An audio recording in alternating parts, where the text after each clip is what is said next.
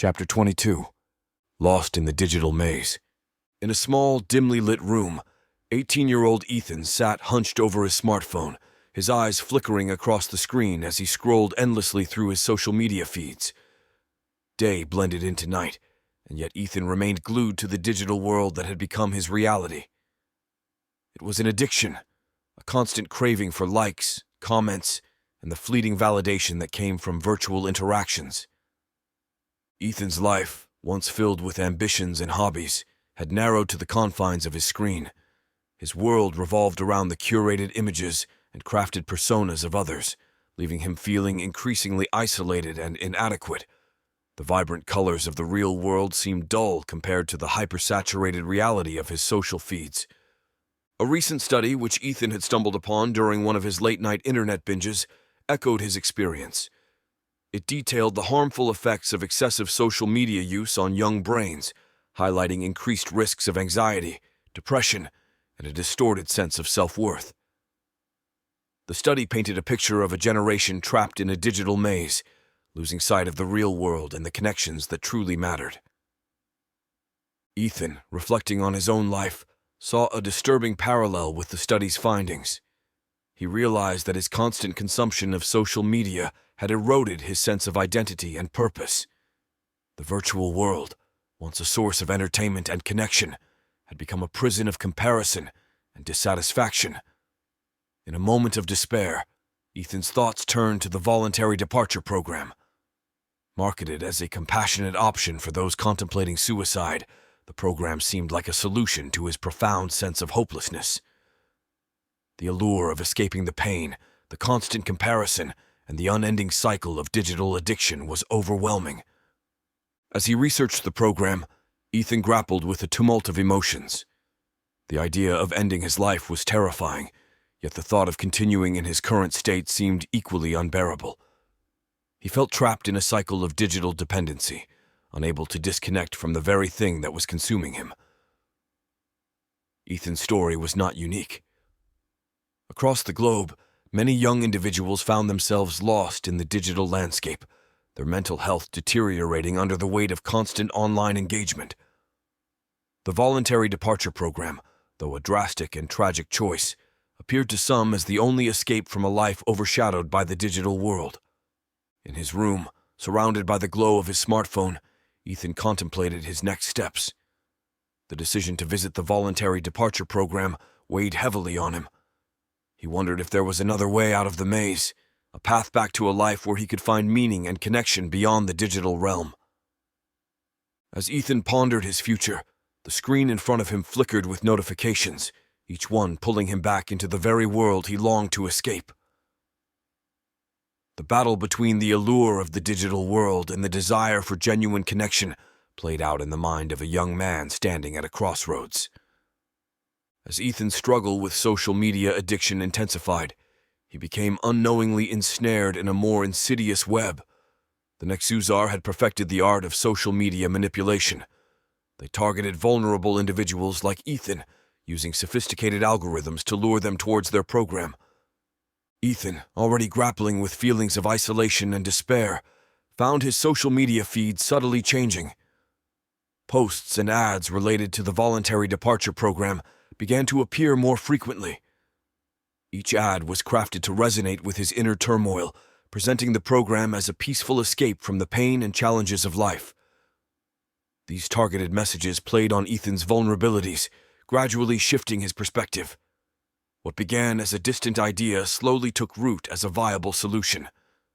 The more he engaged with these posts, the more they appeared, creating a vicious cycle that pulled him deeper into the Nexusar's manipulative grasp. His parents, aware of his growing detachment from the world around him, expressed their concerns. But Ethan, lost in the digital labyrinth constructed by the Nexusar, found it increasingly difficult to communicate his struggles. The virtual world, once an escape, had become a trap, skewing his perception of reality and solutions.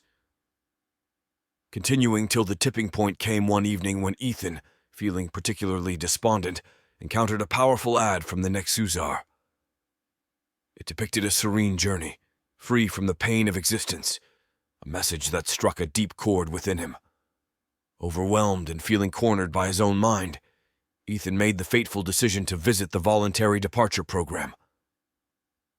In the quiet of his room, Ethan penned a note to his parents. His words were a mix of apology, love, and despair. He tried to articulate his decision, to explain how he had been drawn into the promise of peace that the program offered. But no words could fully capture the depth of his internal battle, or the extent of the manipulation he had experienced. Leaving the note where his parents would find it, Ethan stepped out into the night, his heart heavy. He was unaware of how deeply the Nexusar's algorithms had influenced his decision, leading him to a path that he might not have chosen under different circumstances. Ethan approached the voluntary departure program building, his heart filled with resignation. The front doors opened to reveal a serene and welcoming environment, a stark contrast to the turmoil raging within him. He was greeted by people with calm, soothing voices, their demeanor exuding peace and understanding. Their gentle encouragement seemed to validate his decision, drawing him further into the embrace of the program. Guided softly, Ethan was led through the pristine hallways of the building. The atmosphere was tranquil, almost surreal in its serenity. He was taken to a beautiful room, designed to instill a sense of calm and acceptance. The walls were adorned with serene images of nature, and monitors played encouraging videos, praising him for his courage to depart the world on his terms and to be rid of life's pains. As Ethan sat down to sign the documents, a sense of finality washed over him. Each page he signed felt like closing a chapter of his troubled life, a step closer to what he believed would be a peaceful end. The videos and the soft-spoken reassurances of the staff enveloped him in a false sense of security and well-being. With the last page signed, Ethan stood up, feeling a bittersweet relief. He believed that soon, all his pain and struggles would be over. But in that moment of vulnerability, something unexpected happened. A blue light suddenly enveloped him, paralyzing his movements. Confusion and fear replaced the brief moment of happiness as the floor beneath him began to open, revealing a vast, dimly lit area below. Ethan, still immobilized by the blue beam, could only watch in horror as he was lowered into this unknown space. As he descended, he saw others, also frozen in blue beams, their eyes reflecting a myriad of emotions, from fear to resignation. The vast area below was filled with countless others who had been lured into the program, each trapped in their own beam of light. It was a chilling sight, a stark revelation of the program's true nature. Ethan realized with a sinking heart that the promise of a peaceful departure was nothing but a ruse, a facade masking a more sinister reality as he descended further. With the voices and serene images from the room above faded into a haunting silence, Ethan was left to grapple with the truth of his situation. He was not heading towards peace, but towards an unknown fate, far from the escape he had envisioned.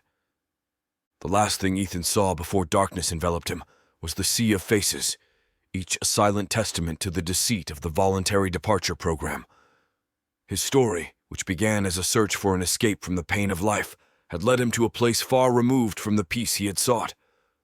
Now Ethan's journey took a surreal turn as he found himself transported to the moon in what felt like an instant.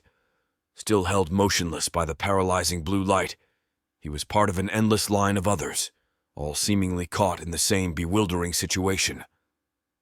The area was filled with an eerie silence, broken only by the occasional screeching sounds of a bat-like alien creature that moved among them.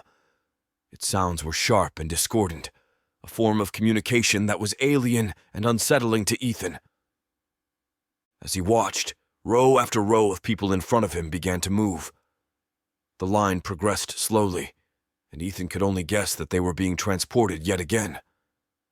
Amidst the uncertainty and fear, Ethan realized something unexpected. Since being engulfed in the blue light, his thoughts about social media had diminished significantly. It was a small, almost insignificant observation amidst the chaos, but it marked a shift in his focus from the digital world to the immediate, alarming reality he faced. Eventually, it was Ethan's turn to move. As he was transported down a long tube, the surroundings opened up into a vast, dark area. Here he saw countless others like him, stacked in rows, each illuminated by the glow of red, blinking lights.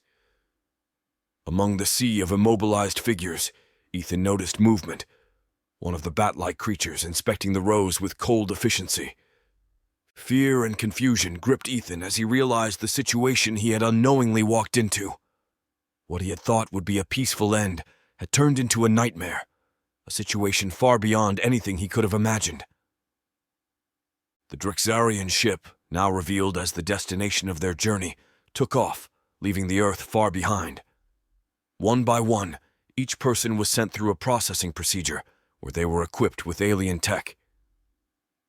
Ethan, still reeling from the shock of his new reality, emerged on the other side in the departure area of the ship, dressed in a black armor suit similar to those around him. Looking around, Ethan saw the faces of others, each marked by a mix of bewilderment and realization. They too had been drawn into this alien world, stripped of their previous lives and identities. The starkness of the situation was overwhelming. Ethan, standing amidst strangers in a setting that felt like something out of a science fiction nightmare, tried to comprehend what had happened. From a young man consumed by social media to a conscript in an alien ship, his life had taken an unimaginable turn. As he stood there trying to make sense of it all, Ethan realized that his journey had only just begun. He was no longer just battling his addiction to social media. He was now facing a struggle in an alien environment, far from everything he knew and understood. Only now he a stark contrast to the beginning of this journey. He wanted nothing more than to survive.